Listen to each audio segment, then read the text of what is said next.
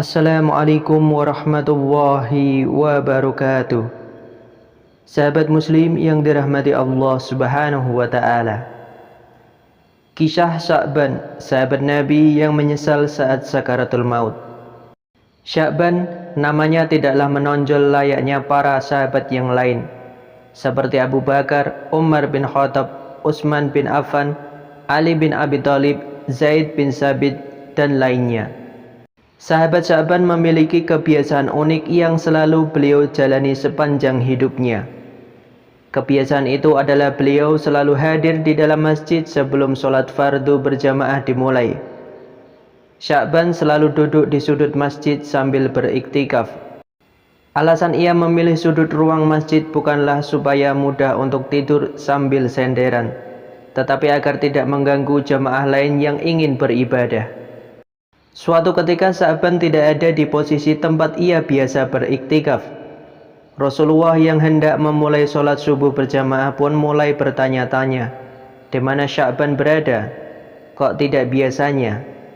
Tidak ada seorang pun yang melihat Sya'ban, yang menyebabkan sholat jamaah pun tertunda beberapa saat. Setelah beberapa waktu tidak ada tanda-tanda kehadiran Sya'ban, Rasulullah pun segera melaksanakan jamaah sholat subuh. Rasulullah khawatir jika terlalu lama menunggu, sholat subuh berjamaah akan terlaksana terlalu siang.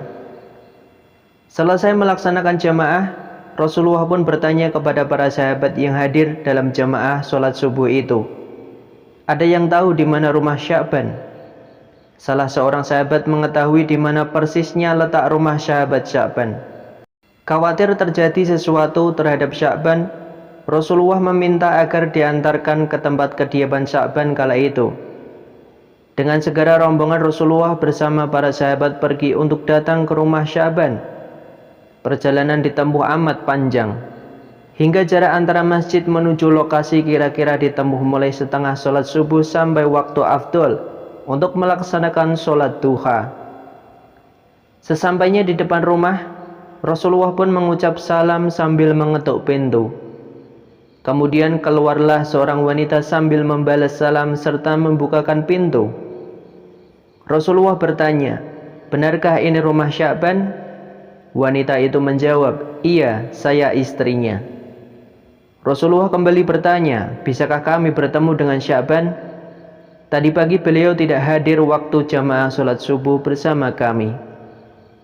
Wanita itu menjawab sambil menitikkan air mata di pipinya, "Mohon maaf ya Rasulullah, beliau sudah meninggal pagi tadi, tepat sebelum azan subuh.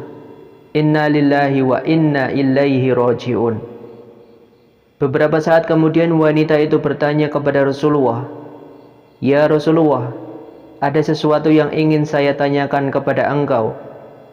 Rasulullah pun menjawab, "Silahkan, apa yang hendak ingin kau tanyakan?"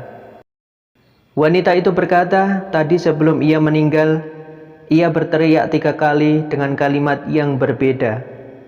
Rasulullah pun kembali bertanya, apa saja kalimat yang diucapkannya. Dalam masing-masing teriakan ia berkata, "Aduh, mengapa tidak lebih jauh? Aduh, mengapa tidak yang baru? Aduh, mengapa tidak semuanya?" Rasulullah kemudian memberikan penjelasan dengan amat rinci. Ketika menjelang sakaratul maut, seluruh amal perbuatan yang telah Sya'ban lakukan ditayangkan ulang oleh Allah subhanahu wa ta'ala. Semua peristiwa yang disaksikan oleh Sya'ban tidak dapat dilihat oleh orang lain. Di samping amal perbuatan, Allah juga memperlihatkan ganjaran yang Sya'ban terima. Teriakan pertama, "Aduh, mengapa tidak lebih jauh?" Dalam penayangan itu Sya'ban menyaksikan suatu amal yang biasa ia lakukan setiap hari, berupa perjalanannya pergi ke masjid untuk melaksanakan sholat berjamaah. Dari perjalanan yang amat panjang itu, Sya'ban diperlihatkan ganjaran yang ia peroleh dari setiap langkah kakinya. Saat ia berteriak, timbul penyesalan dalam diri Sya'ban. Andaikan jarak rumahnya dengan masjid lebih jauh lagi, tentu pahala yang ia peroleh semakin banyak dan berlipat-lipat. Teriakan kedua, "Aduh, mengapa tidak yang baru?"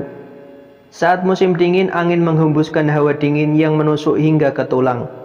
Sya'ban yang hendak pergi ke masjid pun kembali ke dalam rumah dan mengambil baju untuk outer. Sya'ban sengaja mengenakan baju yang baru di dalam, sedangkan baju yang jelek di luar. Sya'ban sengaja melakukannya karena nanti jika terkena debu atau kotoran di jalan hanya terkena di baju yang luar, sedangkan baju yang dalam masih bersih dan dapat digunakan untuk sholat berjamaah setelah menanggalkan baju yang luar. Di tengah perjalanan Sya'ban menemukan seseorang yang kedinginan. Tanpa ragu Sya'ban segera menanggalkan bajunya yang luar, lalu menyelimuti orang itu sambil memapahnya menuju masjid. Orang itu selamat dari kedinginan dan dapat melaksanakan sholat berjamaah. Sya'ban melihat ganjaran yang ia terima sebagai balasan untuknya yang telah memakaikan baju yang jelek kepada orang itu.